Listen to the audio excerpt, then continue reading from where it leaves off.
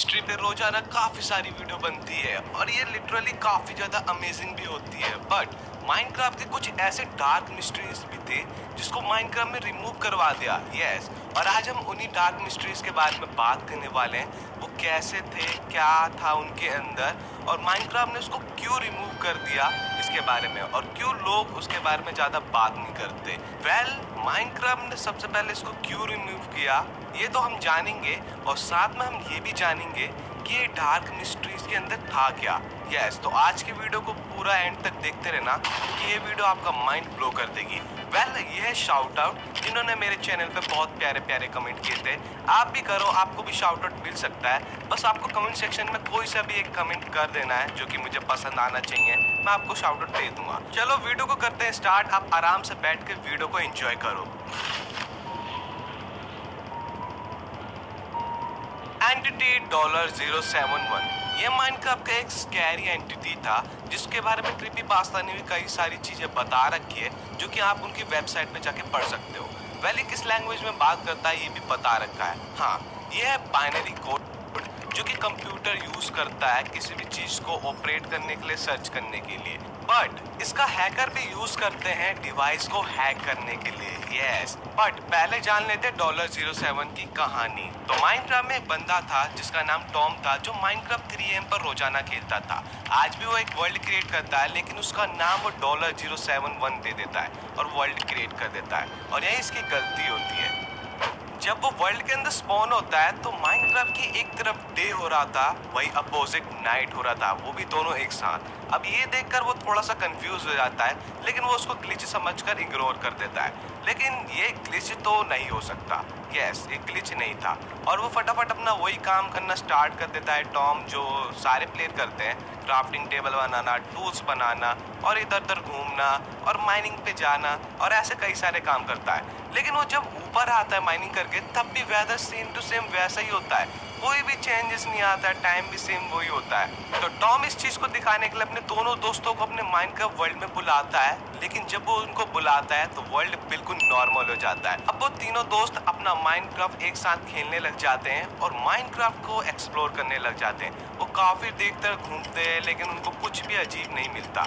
But अब अजीब चीजें स्टार्ट होने वाली थी, तभी उनको $007 से ऐसा कुछ मैसेज आता है। पहले तो तीनों दोस्त चौंक जाते हैं कि उनके अलावा तो इस माइनक्राफ्ट वर्ल्ड में है ही नहीं, तो ये $007 है कौन। तीनों दोस्त उससे काफी देर तक बात करते हैं, तभी टॉम की एकदम से डेथ हो जाती है। जब वो स्पॉन होता है तो अपने सामने देखता है $071 एंटिटी को। यस, अब टॉम उससे बात करने की कोशिश कर रहा होता है लेकिन वो बाइनरी कोड में बात कर रहा होता है। तभी अचानक टॉम की दोनों दोस्त की डेथ हो जाती है। एंड यहाँ पर $071 उसको एक बुक एंड क्विल देता है जिसके अंदर टॉम की सारी पर्सनल डिटेल्स होती है, लिटरली सारी।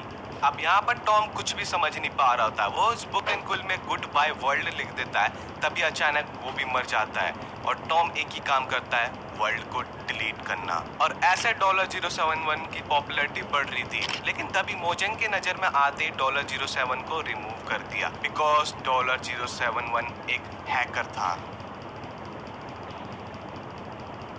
जो ये वाली मिस्ट्री है इस पर आपको भी यकीन होगा बिकॉज इसको ओल्ड वर्जन में ही रिमूव कर दिया गया था। यस, मैं बात कर रहा हूँ द फारलैंड की। यस, आपने इसके बारे में सुना ही होगा। ये एक ऐसी जगह है जहाँ पर हमारा माइनक्राफ्ट बिल्कुल ही करप्ट हो जाता है और ये लिटरली इतने ब्लॉक जाने के बाद मिलता है। फारलैंड के पास पहुंचने पर आपका गेम बिल्कुल ग्लिची हो जाएगा। बट इस फारलैंड के अंदर रहता है एक फारलैंड क्रिएचर जिसके बारे में ज्यादा डिस्कस कोई नहीं करता, बिकॉज फारलैंड के पास बहुत कम ही प्लेयर पहुंचे हैं और जो भी पहुंचे उन्होंने इस क्रिएचर को देखने का दावा किया है जो कि कुछ इस टाइप का दिखता है। अभी तक कंफर्म नहीं है कि वो दिखता कैसे है, लेकिन जिन्होंने उनको पहली बार खोजा था वो फारलैंड जब पहुंचे थे तो उनका माइंड का बिल्कुल ग्लिची हो रहा था। तभी उनको फारलैंड क्रिएचर देखने को मिलता है। जैसे वो उसके पास जाते हैं तभी फारलैंड क्रिएचर उन पर अटैक कर देता है और उन सभी को मार देता है और उनके वर्ल्ड को वो करप्ट कर देता है।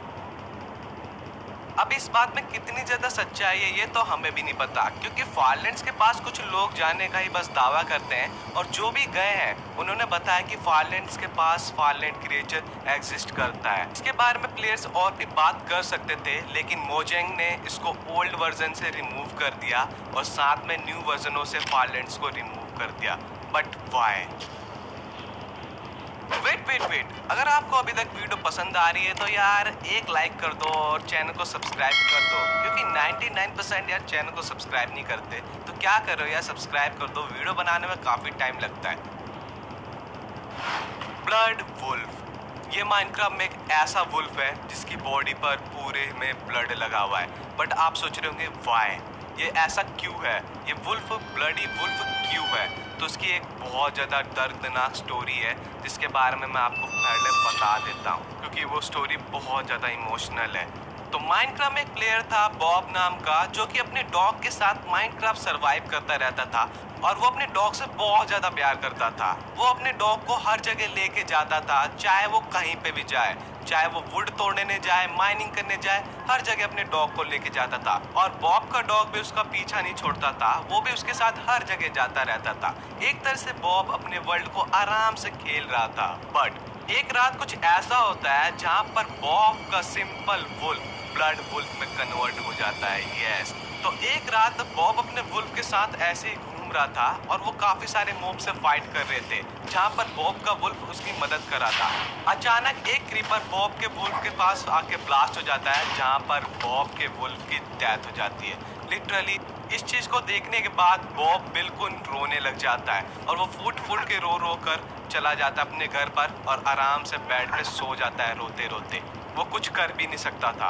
बट अचानक रात को उसको वुल्फ की आवाज आती है, जैसे कि उसका डॉग उसको बाहर बुला रहा है। जैसे वो बाहर जाता है तो उसका डॉग होता है, लेकिन कुछ इस हालत में। यस, उसकी पूरी बॉडी पे ब्लड होता है और वो बॉब पे देखकर भौंक रहा होता है, पता नहीं क्यों।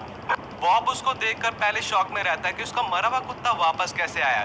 तभी वो ब्लडी वुल्फ बॉब पर हमला कर देता है और उसके ऊपर एक जोर से लाइटनिंग गिरता है, जिससे बॉब मर जाता है। अब यहाँ पर ये स्टोरी बहुत ज़्यादा स्कैरी बन जाती है कि ये ब्लड वुल्फ था कौन और इसने बॉब को क्यों मारा, ऐसी कई सारी स्टोरी। बट इसके बारे में ज़्यादा कुछ पता चलता माइनक्राफ्ट ने इसको भी रिमूव कर दिया। जॉन, माइनक्राफ्ट में एक ऐसा एंटिटी जिसको देखकर तो भाई आपकी रूह कांप जाएगी। वो इतना ज्यादा ताकतवर है, अगर इसके सामने कोई सा भी मोब आ गया, कितना भी ताकतवर, वो उसको एक झटके में मार देता है। तो जॉन को फर्स्ट टाइम एक प्लेयर ने देखा था माइनक्राफ्ट के बहुत ज्यादा ओल्ड वर्जन में, जहाँ वो एक स्नो बायोम में स्पॉन हुआ था।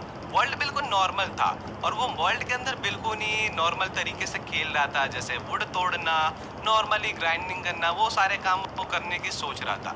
वो इधर उधर टहल ही रहा होता है स्नो बायोम में और उसको कुछ भी नहीं दिखता और वो इधर उधर घूमने लग जाता है काफी देर तक। बट जब वो इधर उधर घूम रहा होता है तो उसको एक एंटिटी तो देख रहा होता है इस वर्ल्ड में।